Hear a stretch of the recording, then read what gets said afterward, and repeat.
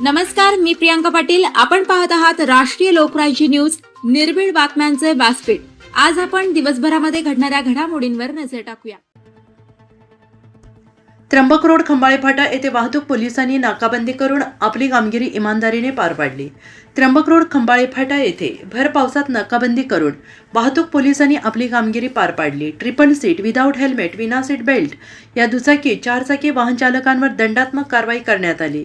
Police उपनिरीक्षक Shravan Kedar, police हवालदार Bastiram Sadgir, police constable Kumawat Awhad, Shardul Dhondge, मुकणे, Dhongade, karate अधिकारी, अंमलदार आदी पोलीस कर्मचाऱ्यांनी नाकाबंदीसाठी अथक परिश्रम घेतले.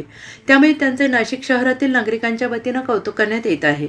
नाशिक शहर प्रतिनिधी संदीप रुपवते.